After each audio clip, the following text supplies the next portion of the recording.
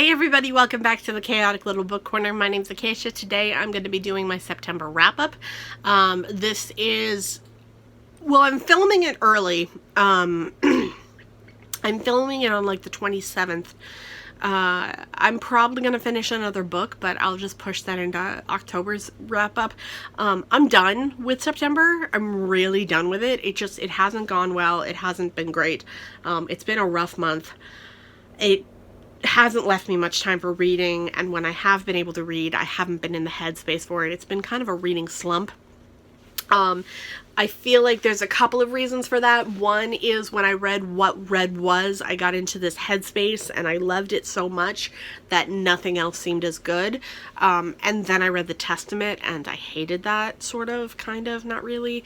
Like, I didn't like it. I'm gonna link my Testament review up in the cards, and if you're interested, my blog will be linked in the description, and that will also have a review of The Testament, a little more in descriptive.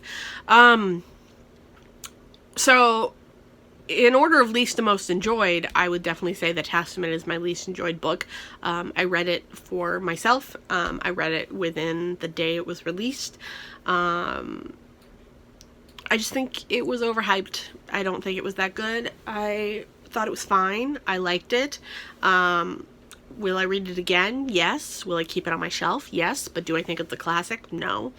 It's nowhere near as good as The Handmaid's Tale, and it doesn't hold that same punch. I think it was somewhat necessary for the current political environment, but I don't think it was done as well as it could have been, and it was not my favorite. So that's all I'm going to say on that.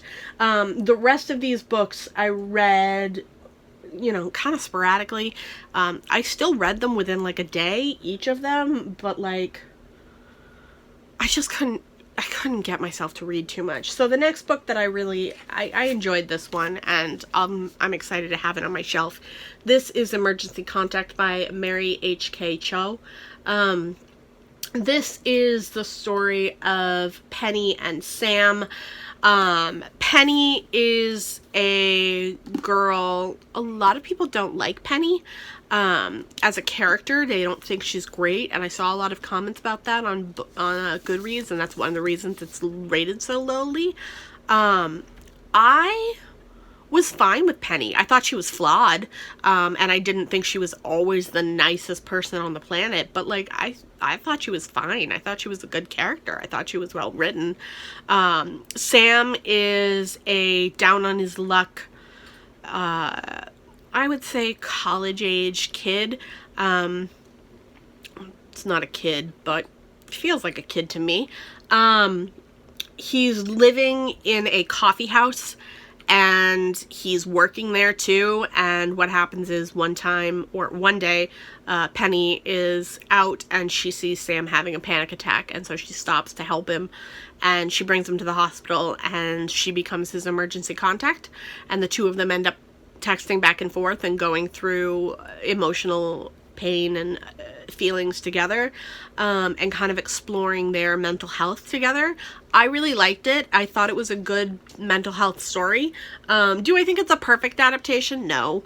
Do I think it's, you know, exactly what anxiety feels like? Not really. I think it's fine. Yeah. I thought the text messages were really accurate in terms of how people talk.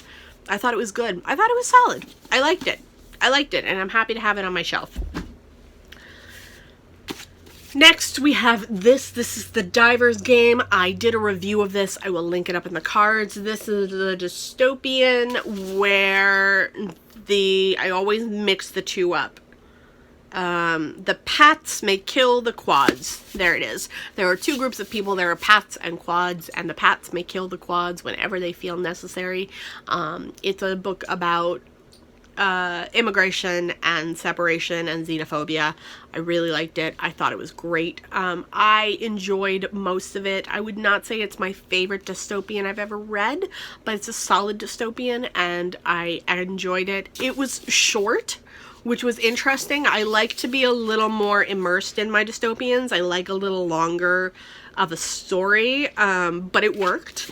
And I was happy that I read it, and I was very grateful that I was sent it for review by Echo, which is a imprint of HarperCollins. Yes. imprint of HarperCollins. So thank you to them, and I would recommend this. Next, I was sent this by Dzank Books. This is Boomland. I'm going to be doing a full in-depth review of this soon. I might do it on my blog. I might do it on here. I might do it on both. It depends what you guys are interested in seeing. This is a hard one, though. I'm not really 100% sure how I'm going to deal with it.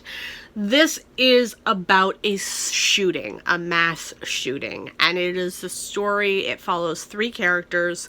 One who is the girlfriend of an injured person, one who is the husband of a dead woman who dies in the shooting, and the shooter themselves. It didn't glorify, it didn't forget the victims, it didn't shy away from the feelings and fear and unacceptable behavior of the shooting.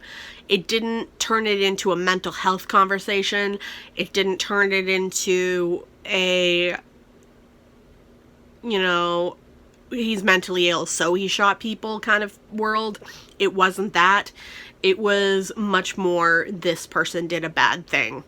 And it was just that. It was very simple, and I really appreciated that. I liked it, and I will talk more about it.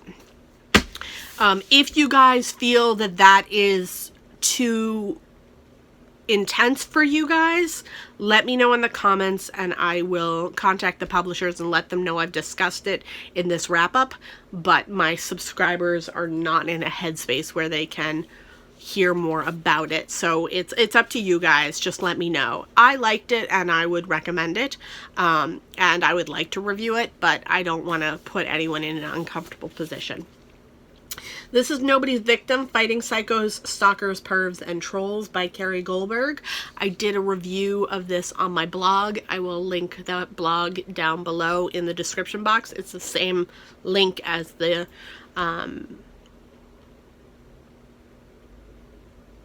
Testaments. It's down there. This was interesting.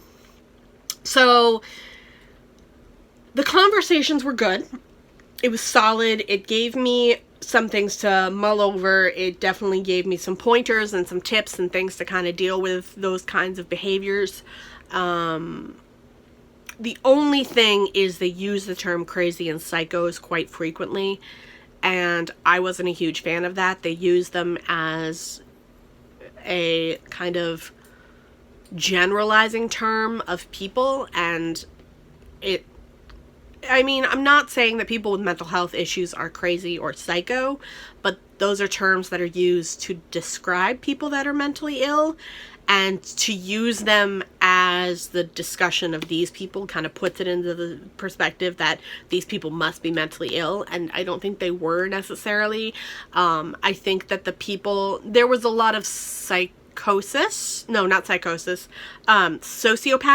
conversations and a lot of narcissism, but it wasn't just flat out mental illness that was causing these people to do these inappropriate things. It was other motives and ulterior conversations. The behavior was not because they were crazy because of the behavior. Does that make sense? It was just a little too willy-nilly, but I liked it, and it was, second to last on my favorites of the month, so I really liked it, and I definitely would recommend it. It's good for a lot of women. It has some really great pointers and some interesting conversations, and if you're ever feeling like you don't really know how to handle people online, it's got some good stuff on there too. So that helped me, at least.